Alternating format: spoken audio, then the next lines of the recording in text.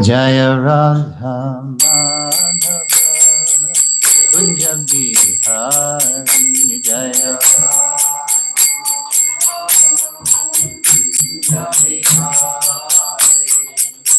Gopi Jana Vallabha Gita Bharadhari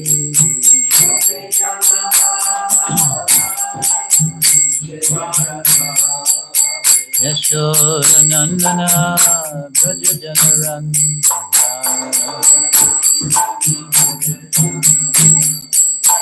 Yamuna Tira Vanachari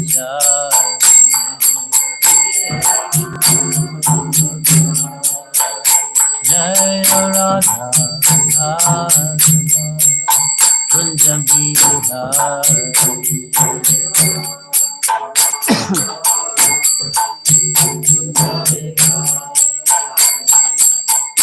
Gopijana Vallabha Giri Varadhari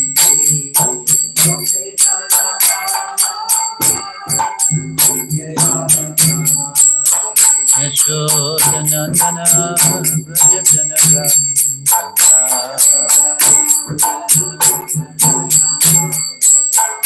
Yamuna Tira Vanachari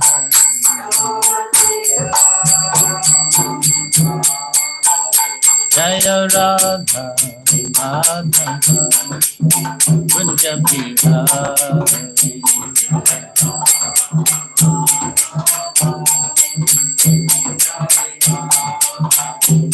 Jaya Radha Madhava Kunja Bihari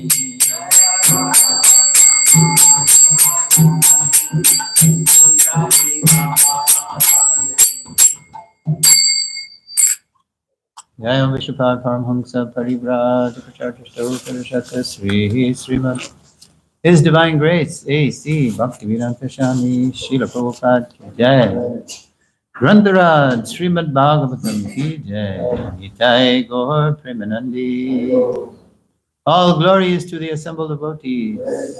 All glory is to the assembled devotees. All glory is to the assembled devotees.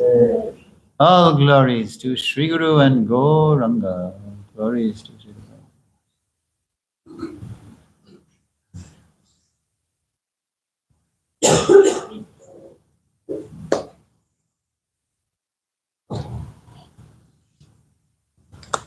Om Namo Bhagavate Vasudevaya. Om Namo Bhagavate Vasudevaya.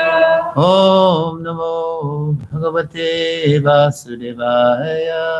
Om Namo Bhagavate Vasudevaya. Om Namo Bhagavate Vasudevaya. Om Namo Bhagavate Vasudevaya.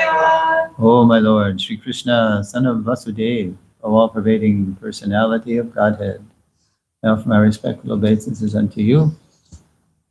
Reading from the Srimad Bhagavatam, translation and commentary by Srila Prabhupada, Canto 4, the creation of the fourth order, Chapter 25, the characteristics of King Puranjan. Today's text 43. Narada Uvacha Iti Tau Dampati Tatra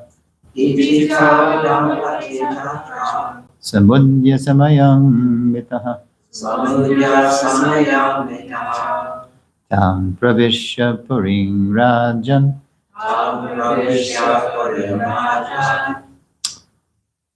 Mubudate Shatang Samaha Narada Uvacha Iti Tau Dampati Tatra Samudya Samayang Mitaha Tahang Pravishya Puring Rajan Nubodate Shatang Samaha Samaha Narada Uvacha Narada Uvacha. Iti tau dampati tatra. Iti Dampati Tatra. Samudya samayang mitaha. Samudya Samayam Vitaha. Tahang pravishya puring rajan. Tam Pravishya Parimrajan. Mumudate shatang samaha. Umudate Shatam Samaha. Word for word, Narada Uvacha. Narada Uvacha. The great sage Narada spoke. Oh, Great I'm sage sorry. Narada spoke. It's your turn. I forgot. Go ahead. I knew there was something wrong. Chant. Narada Uvacha. Narada Uvacha. Iti Dampati Tatra. Iti Dampati Tatra. Samudya Samayam Vitaha. Samudya Samayam Vitaha. Tam Pravishya Parimrajan. Tam Pravishya Parimrajan. Mumudate Shatam Samaha. Urudate Shatam Samaha. Narada Uvacha. Narada Uvacha. Iti Dampati Tatra. Iti Dampati Tatra. Samudya Samayam Vitaha. Samudya Samayam Vitaha. Tam Pravishya Parimrajan. Tam Pravishya Parimrajan. Urudate Shatam Samaha. Mumudate Shatam Samaha. Narada Uvacha. Iti Dampati Tatra. Samudya Samayam Vitaha. Tam Pravishya Parimrajan. Mumudate Shatam Samaha.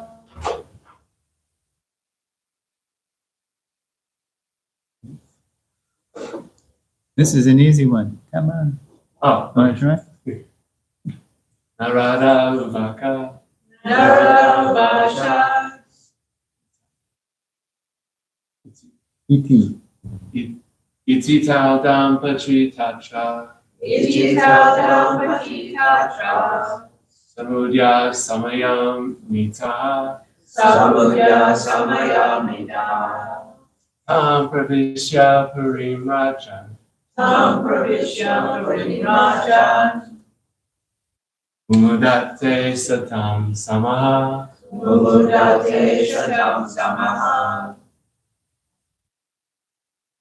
Narada Uvacha. Narada Uvacha. Iti Dampati Tatra. Iti Dampati Tatra. Samudya Samayam Vitaha. Samudya Samayam Vitaha. Tam Pravishya Parimrajan. Tam Pravishya Parimrajan. Umudate Shatam Samaha. Mumudate Shatam Samaha.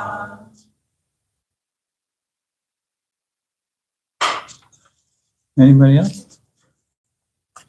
Okay. Now word for word. Narada Uvacha. Narada Uvacha. The great sage Narada spoke. Great sage Narada spoke. Iti. Iti. Thus, which is another way of having. Iti also is a way of saying quotation marks, but Narada is speaking. So this is what he spoke. Tau. They. Dampati. Dampati. Husband and wife. Tatra. Tatra. There. There. Samudya. Samudya. Being equally enthusiastic. Being equally enthusiastic. Not just consensual, but equally enthusiastic. Samayam. Samayam. Accepting one another. Accepting one another. Mitaha. Mitaha. Mutually. Mutually. Tam. Tam.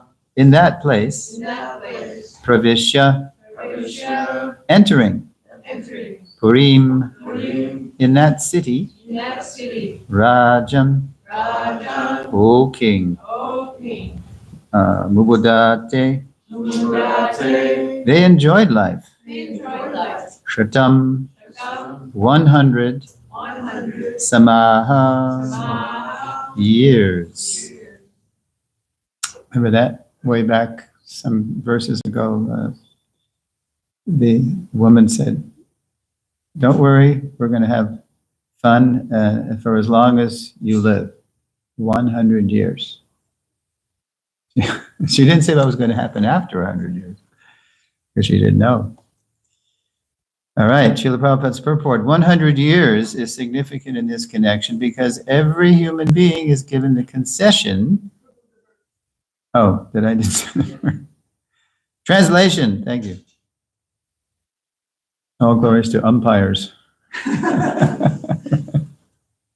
Translation, the great sage Narada continued, "My dear king, those two, the man and the woman, supporting one another through mutual understanding, entered that city and enjoyed life for 100 years. Please repeat. The great sage Narada continued. The great sage Narada continued.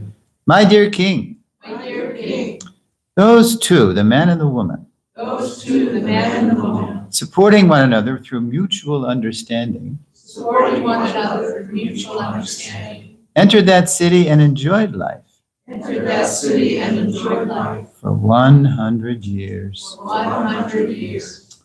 Srila Prabhupada's purport. 100 years is significant in this connection because every human being is given concession to live up to 100 years. You might scratch your head when you hear that, right? Huh? It's like Jimmy Carter just passed away. Okay, he was 100, but not many people make it to 100. So what's going on here?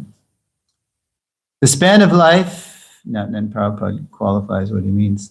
The span of life is different on different planets according to the planet's distance from the sun. Interesting, huh? I'll read that again. The span of life is different on different planets according to the planet's distance from the sun.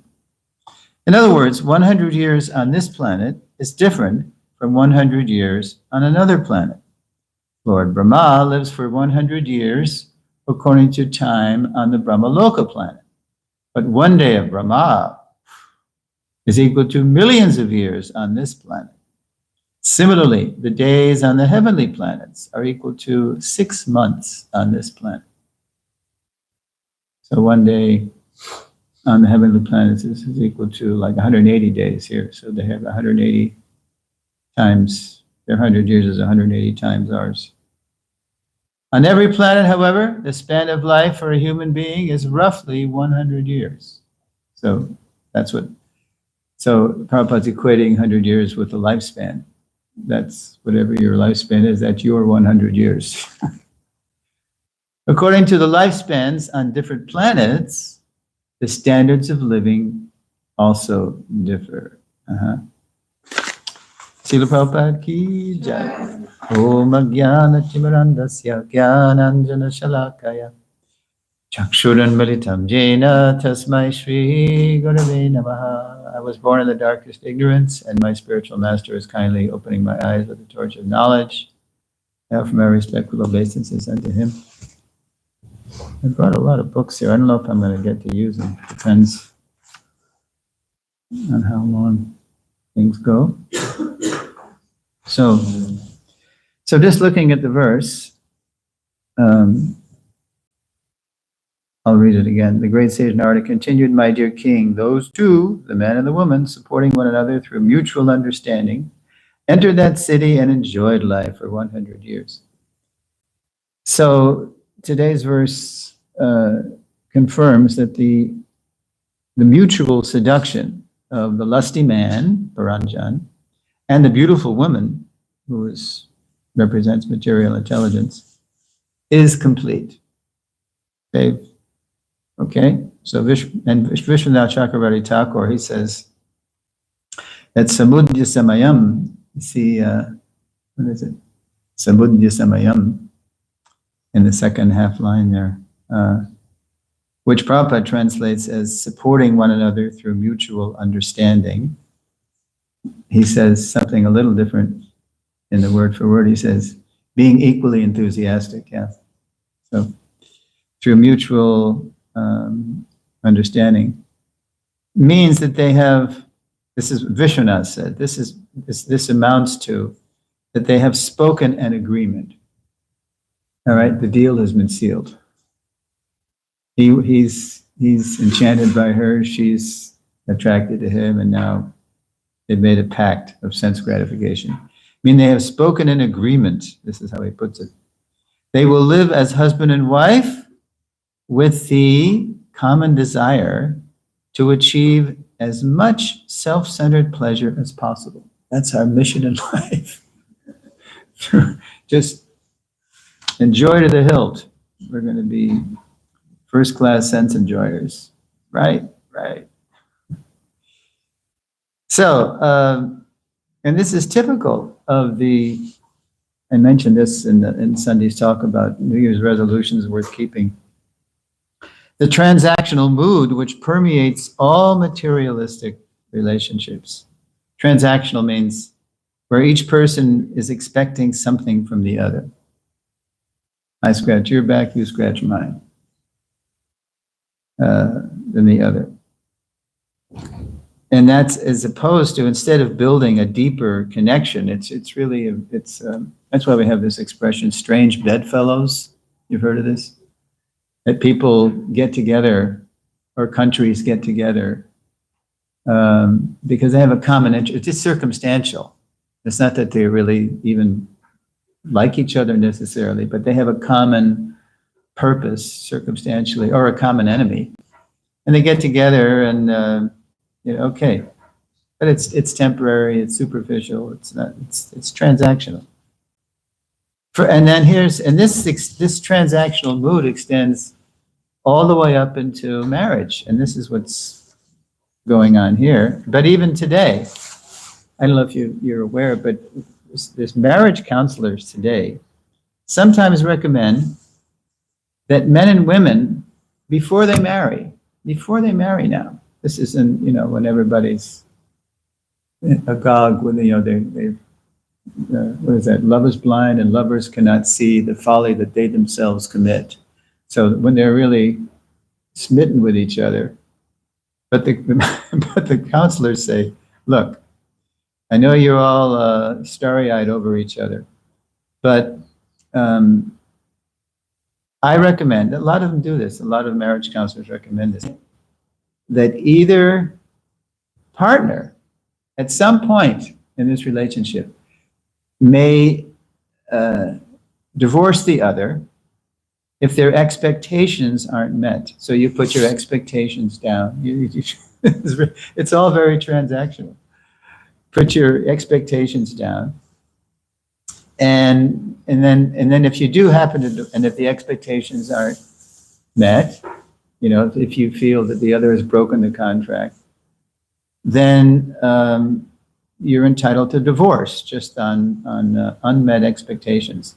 Thus, and not only that, but you also put down who gets what if you do divorce. So it's all out there on paper in black and white.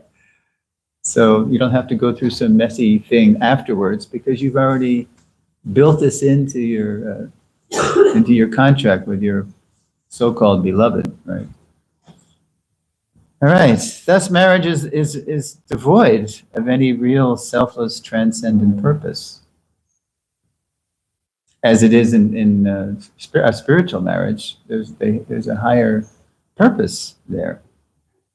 You're not just getting together for sense gratification. You're getting together to help each other transcend the world of birth and death. And as Prabhupada often says, once there's deficiency in sex satisfaction, for the transactional thing, that's why people divorce. That's the biggest thing. That's what marriage is based on in the material world, sex attraction. Okay, so that kind of relationship is really just the opposite of, I mentioned in the New Year's resolutions worth keeping class. I brought in Rukmini, and her last intention was to love without expecting. That's a spiritual intention, to love without expecting. Because if you're loving somebody with the expectation of something for yourself, that's not really love. That's not selfless. Real love is selfless. To love without expecting, which is the mood of, what do you know? The mood of Lord Chaitanya's final Shikshastic prayer. So I'm going to read the prayer and then read the verses that come out. And this is what we're actually aspiring to. In case I forgot, this is the last Shikshastic. Anybody know the last Shikshastic? Aslishyava padaratang padashtumaham adarshanan marmahatang kurotuva yata tatava viditatu lampato mat prananatastu seevana paraha. I know no one but Krishna is my Lord, and he shall remain so, even if he handles me roughly by his embrace, or makes me broken-hearted by not being present before me. He is completely free to do anything and everything. But he is always my worshipful Lord, or he is always my worshipful Lord, unconditionally. So this is Lord Chaitanya in the mood of Srimati Radharani. Lord Chaitanya is Krishna in the mood of Srimati Radharani. And so where does it start? Yeah. Okay. Oops, is this the wrong one? Yeah, I think. Yeah, this is the one. Okay.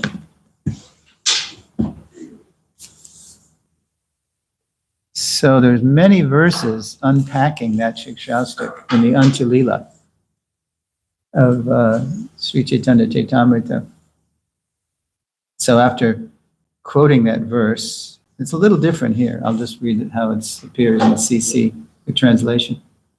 Quote, "Let Krishna tightly embrace this maidservant who has fallen at his lotus feet, or let him trample me or break my heart by never being visible to me." This is radical to the material mind, huh? What's in it for me? But that's not love. He is a debauchee after all and can do whatever he likes, but he is still no one other than the worshipful Lord of my heart. Yes. And then, so this is Lord Chaitanya speaking, because he's Krishna now completely in the mood of Radha. And then it goes on. Quote, it's all a quote from Lord Chaitanya. "I am a maidservant at the lotus feet of Krishna. He is the embodiment of transcendental happiness and mellows. If he likes, he can tightly embrace me and make me feel oneness with him. Or by not giving me his audience, he may corrode my mind and body. Nevertheless, it is he who is the Lord of my life." And then now Radha is speaking to her friend. "My dear friend, just hear the decision of my mind. Krishna is the Lord of my life in all conditions. Whether he shows me affection or kills me by giving me unhappiness." This is the Mahabhav of Srimati Radharani. Sometimes Krishna gives up, and she's going on. Sometimes Krishna gives up the company of other gopis and becomes controlled, mind and body, by me. So Radha is saying, sometimes I do control him. Thus he manifests my good fortune and gives others distress by performing his loving affairs with me. But listen what happens next. Or, since after all he is a very cunning, obstinate debauchee with a propensity to cheat, he takes the company of other women. Sometimes he leaves me and goes with other gopis. No good. He then indulges in loving affairs with them in front of me to give distress to my mind. Like he's spiting her, right? But then she says, nevertheless, he is still the Lord of my life. So she's really drilling down on this. He's always my worshipful Lord unconditionally. She's really elaborating on this. I do not mind my personal distress. I only wish for the happiness of Krishna. For his happiness is the goal of my life.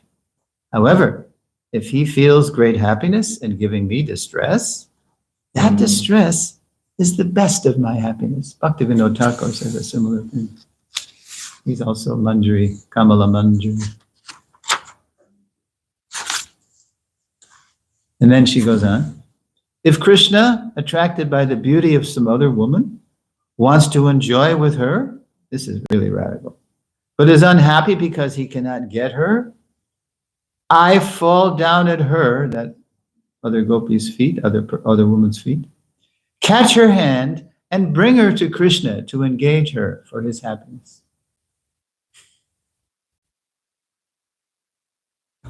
When a beloved gopi shows symptoms of anger toward Krishna, Krishna is very satisfied.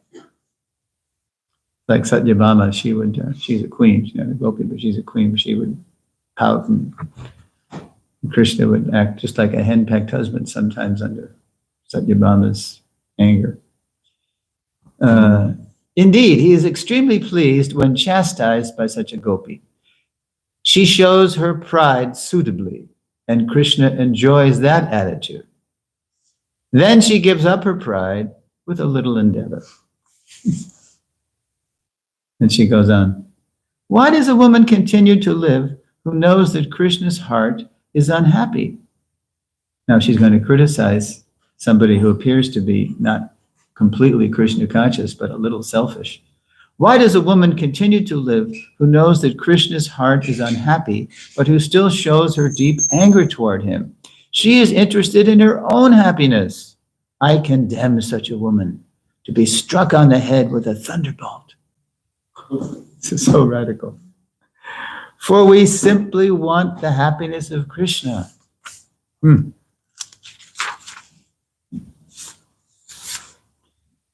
If a gopi envious of me satisfies Krishna and Krishna desires her, I shall not hesitate to go to her house and become her maidservant, for then my happiness will be awakened. And there's more. The wife of a Brahmin suffering from leprosy manifested herself as the topmost of all chaste women by serving a prostitute to satisfy her husband. She thus stopped the movement of the sun, brought her dead husband back to life, and satisfied the three principal demigods, Brahma, Vishnu, and Maheshwara. This is a famous pastime from the Puranas. Because Radharani is bringing this up just to go give a model of selfless love. Krishna is my life and soul. Krishna is the treasure of my life. Indeed, Krishna is the very life of my life. I therefore keep him always in my heart and try to please him by rendering service. That is my constant meditation. My happiness is the service of Krishna, and Krishna's happiness is in union with me. For this reason, I give my body in charity to the lotus feet of Krishna, who accepts me as his loved one and calls me his most beloved. It is then that I consider myself his maid servant. Let's see how far this goes. Oh yeah, this talks about separation. Yeah, okay, this is the last one. Service to my lover is the home of happiness and is more sweet than direct union with him. This is the famous Vipralamba separation, love, and his direct union with is more sweet than direct union with him. The goddess of fortune is evidence of this, for although she constantly lives on the heart of Narayan, she wants to render service to his lotus feet. She therefore considers herself a maidservant and serves him constantly. And then Kaviraj Goswami, there's no more quotes now because Lord Chaitanya has finished speaking like Radharani, and he says, these statements by Srimati Radharani show the symptoms of pure love for Krishna, tasted by Sri Chaitanya Mahaprabhu. Remember, Mahaprabhu Krishna wanted to know, what's it like to taste love for me? So he comes as Radha. In that ecstatic love, his mind was unsteady.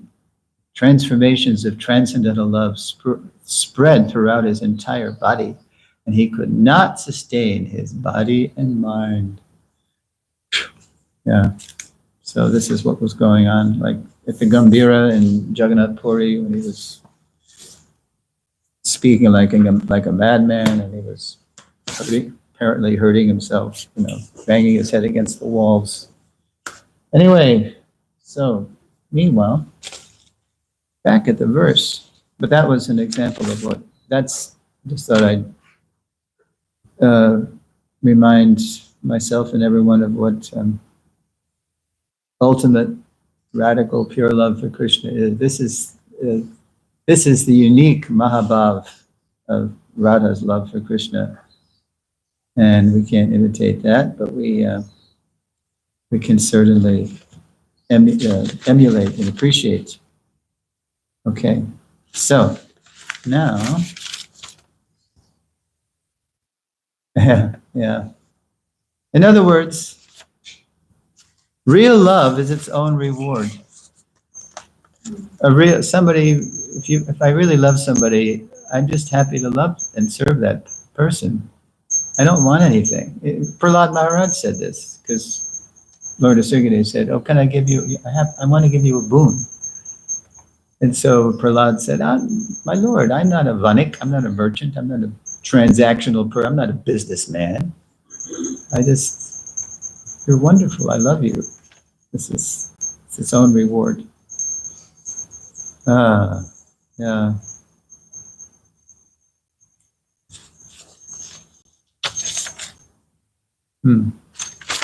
Okay. Timing. Okay. Now in his purport, so that's just talking about.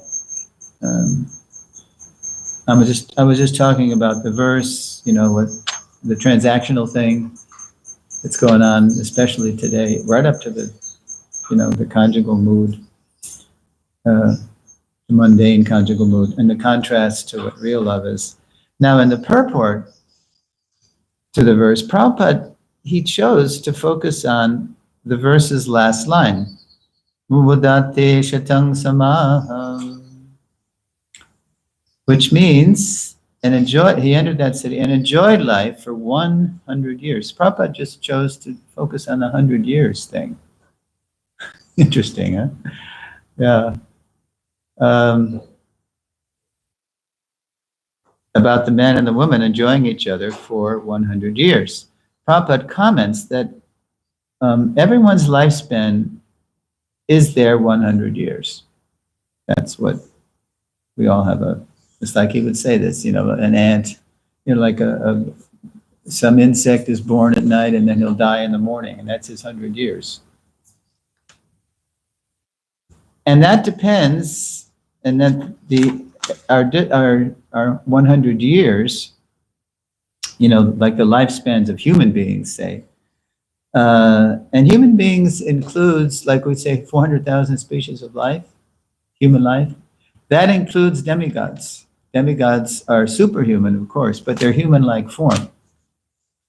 Indra, Chandra, Varun, Brahma, of course, has 4 heads. That's unique. So that depends. The lifespan that goes on for human beings, say on this earth, through medical science, people say that they're extending the life, and I just heard a show, and there was, there's some guy, he wants to, this has been going on for so long, wants to reverse the aging process. You've heard that for decades, right? And they want to, so people live up to 150. What's Shukadev Goswami's take on that is, what's the use of that? What's the use of living a long life like the trees? Anybody visit the sequoias in California, the redwoods? You've been there? It's quite an awe-inspiring experience. You're walking amongst, realize that you're in their turf, these giants. And they've been for thousands of years, some, longer than when Krishna was on earth. When what? Well, when Krishna was on the planet, some of them, 5,000, or they say 7,000, the oldest one is 7,000. But if you know anything about transmigration, it's like you become a tree. Why? To go naked because you were too lusty. So you can be naked all the time. It's not, and the only way you can stand that is because you have such a thick hide. Right? You can stand outside. Like right now, the trees are getting a workout, right? with the wind. And yeah. So we couldn't do that. So, so Kim Aishcharya Matakpar. So Shukadeva Goswami says, what is use is a long life like a tree? You're just standing there. Better one moment of full consciousness. Yeah. So the lifespans on different planets is related to the distance of the planet from the sun. I had never knew that, or I forgot it. I must have read it before. And in that because he talks about a day of Brahma, right? That's, who knows the verse? Day of Brahma verse, Bhagavad Gita. Sahasra Yuga. All right. Sahasra Yuga Paryantam Aharyad Brahmano Viduhu Ratring Yuga Sahasrantaham Teo Ratra Vido Janaha. By human calculation, 1,000 ages, 1,000 cycles of the 4 yugas taken together is the duration of Brahma's one day. Oh my God. Ratring Yuga Sahas, and such also is the Ratri, is the duration of his night. Wow. So, in the Krishna book, I'll just go right to the Krishna book. I'm not going to have time for the other reference. There's the famous pastime of Lord Brahma with, the cowherd boys and the cows and the calves. So Brahma, he gets, these demigods, they get carried away sometimes, like Indra, Brahma, Varuna. They get carried away because they've been, there's a little bit of transaction in their mentality.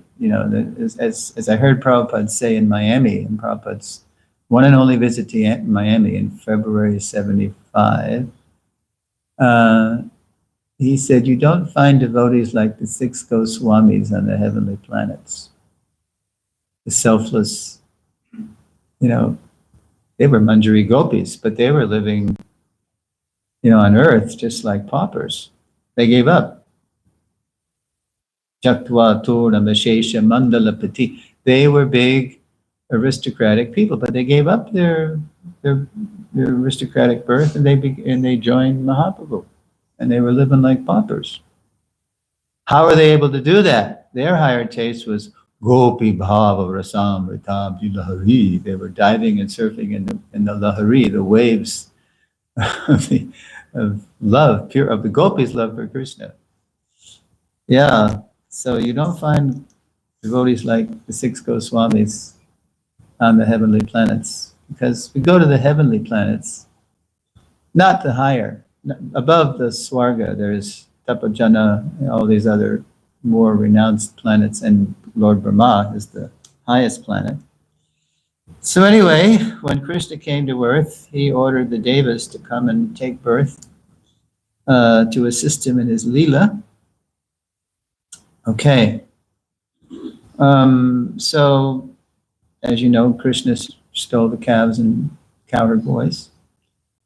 Or Brahma stole the calves and cowherd boys, and he took them he hid them in, I think in a cave, anyway, took him to the Brahmaloka. And then he knew he better he just did it in an instant.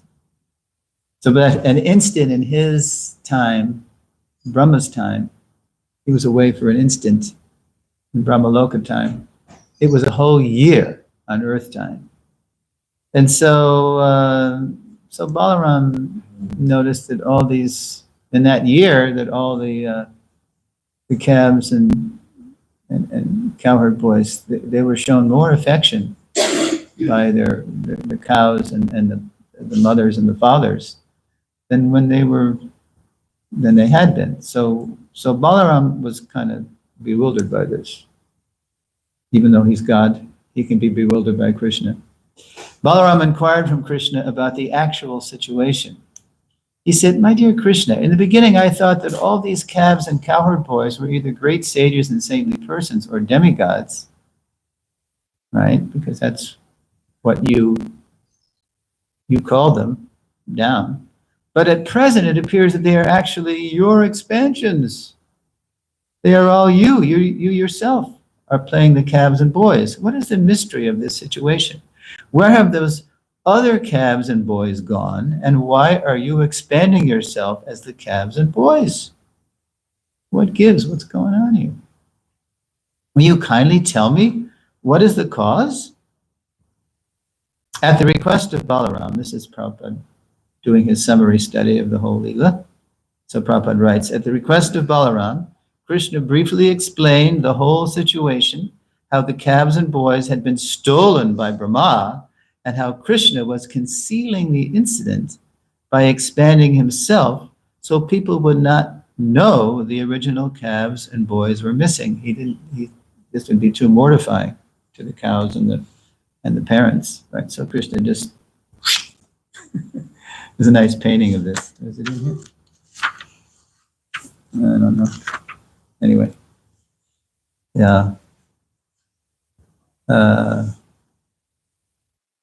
So while Krishna and Balaram were talking, Brahma returned after a moment's interval. Parenthesis, Prabhupada writes, according to the duration of his life. And then he goes into the Gita. We have information of Lord Brahma's duration of life from the Bhagavad Gita. 1,000 times the duration of the 4 yugas, or 1,000 times 4,320,000 years, constitute Brahma's 12 hours. Wow.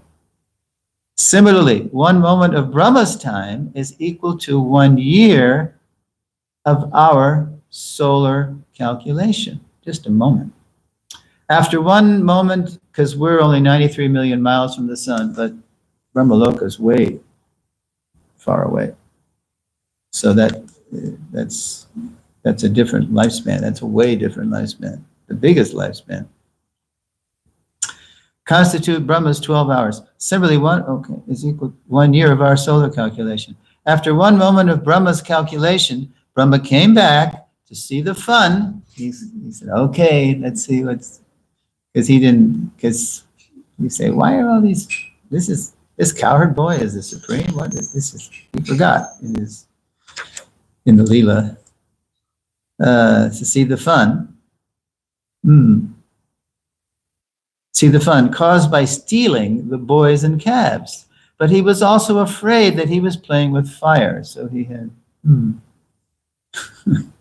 Krishna was his master, and he had played mischief for fun by taking away his calves and boys. He was really anxious. This is Lord Brahma, really anxious. So he did not stay away very long. He came back after a moment, by his calculation.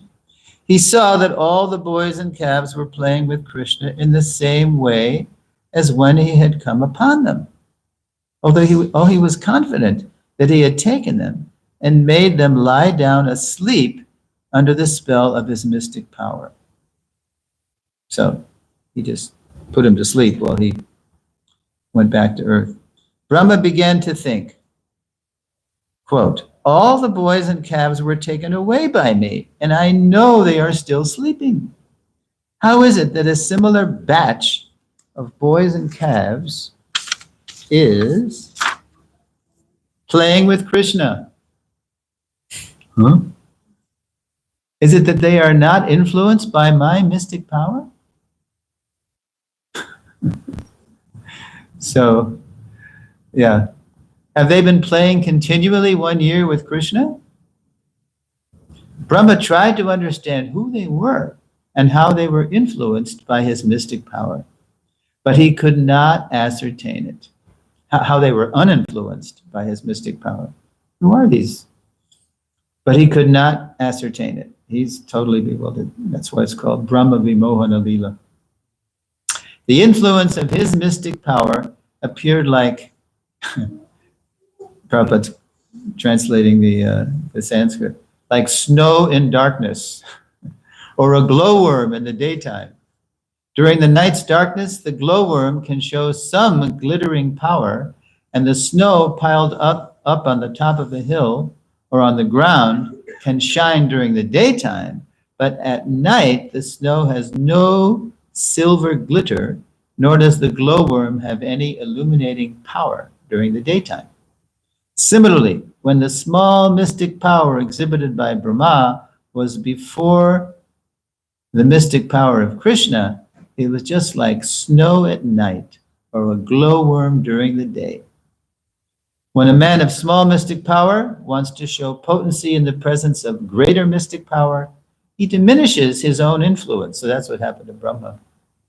He was trying to show off but he ended up being diminished. He does not increase it.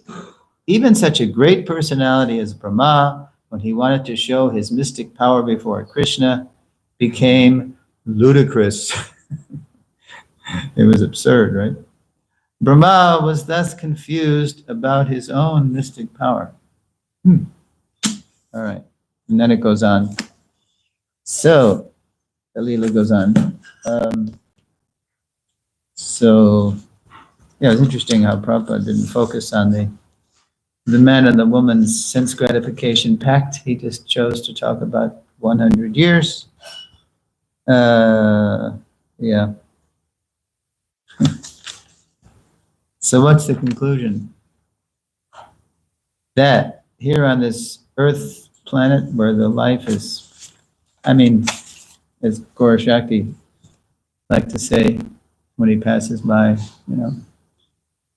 when he passes by, because I'm older than him in Earth time.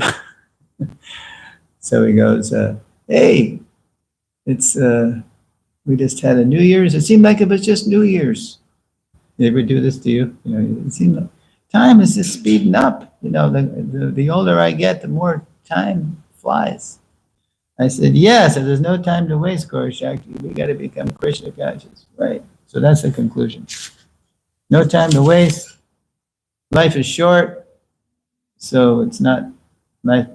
What do they say? Life is short, party naked. You ever see the T-shirt? That's what that materialist says. Life is short, party naked. No, life is short, so we don't want to waste a moment. Yeah. You got to become Krishna conscious, especially someone like me. The end is nigh. I can see the end times. All right. So it's 8:51. Is that what it is? Yeah, something like that. Are there any questions and comments? The great sage Narada continued, my dear king, these two, the man and the woman, supporting one another through mutual understanding, enthusiastic, entered that city and enjoyed life for 100 years. They entered the city of the body. And they have 100 years. Remember, she said, yes, you'll have 100 years, don't worry. But even within that 100 years, it looks good now, right? They're both young, full century power. But just wait to see what happens as the Leela goes on. The body starts breaking down, the city, it starts getting attacked by old age, Jara, old age. It ain't what it used to be. Okay. Questions, comments? No? Oh! Gauranga praying. Yeah. Hey, you're young. But you're rare. You're serious. And even though you're young. Wonderful class, Prabhuji. Thanks so much. Always nice when you bring up some pastimes from things like Chaitanya Charitamrita. No, I was just saying I really appreciate your class, and when you bring up things from things like the Chaitanya Charitamrita. Anyways, my question is, and maybe you already covered this and I just wasn't here yet for it, but that's my trick. So, walk in and so it mentions that for everyone they pretty much get 100 years, And we know in the previous yugas that humans had a different lifespan. So at that time, was the years different as well? Was time like stretched during that time, or how does that exactly work? Yeah. Well, it was still the planet Earth, Yeah. but the way of the way out of the prison, because it is a prison still. It's, I mean, the whole material world is a prison. The shackles are sex life, and we're bound by birth, death, old age, and disease. We're afflicted by that. So, but because in Satya Yuga, the lifespan is what? 100,000 years? Yeah. Yeah. And all the people are of the class of Hamsa. Prabhupada said, Hamsa means swan-like. Hamsa means swan. So they're into higher consciousness. They're into meditation, and they're into. Didn't say they're all Vaishnavas, but it said they're all into the process of escaping the cycle of birth and death is mystic yoga, is mystic meditation. And it takes how long to perfect that? What's it, 10,000 years? 60,000 years? It's, yeah. So, yeah, like Dhruva Maharaj, right? But he's an exception. He compressed it into 6 months. He was so radical in his desire. And he just wanted a kingdom greater than his, Lord Brahma.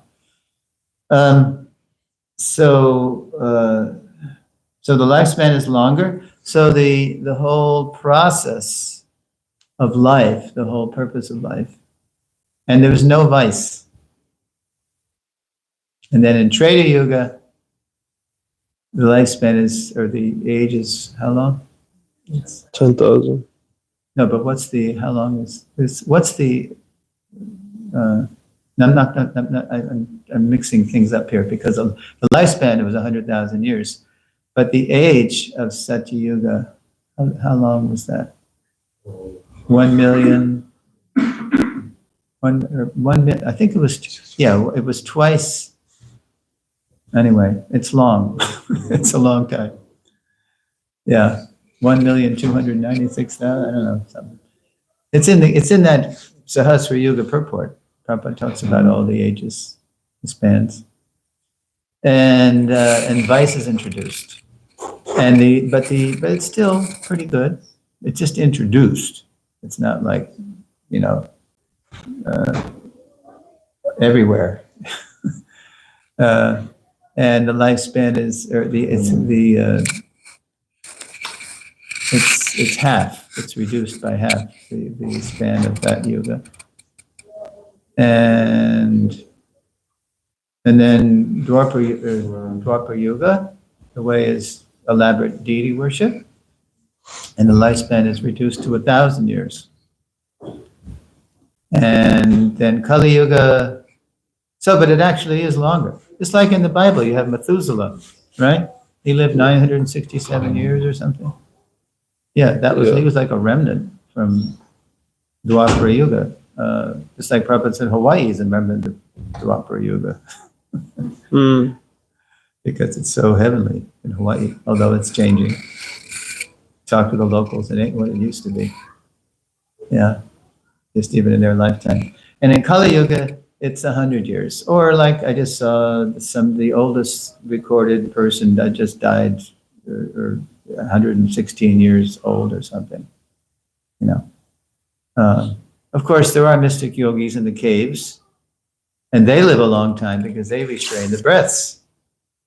It's based on breaths, how many breaths you take, and so they suspend the breaths, and so they come out of the Himalayan caves. They go to the Kumbh Mela, and then they look like boys. They look like young boys. The Prabhupada would point out, no, they just came down from the Himalaya. These are actually, living so long, thousands of years.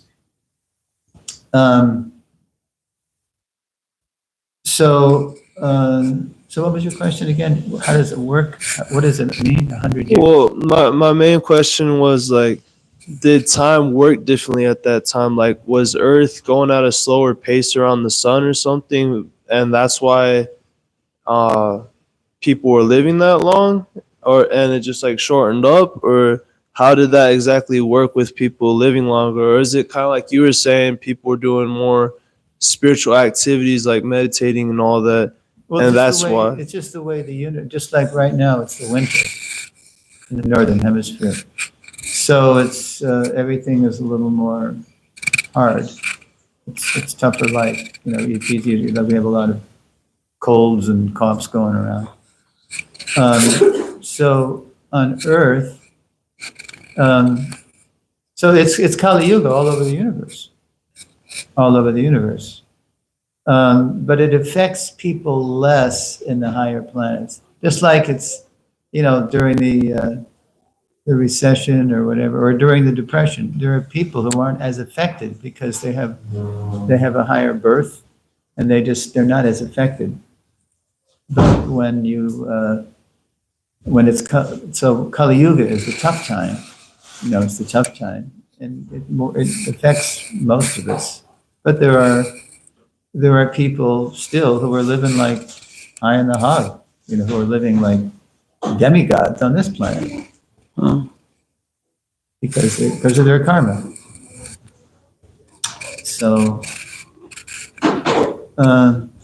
anyway, whatever it is, we have to make use of our time to go back to Godhead. I'm just wrapping it up because it is 9 o'clock. All right, thank you, Prabhuji. Okay. Srila Prabhupada, Ki Jai, Hari Bol.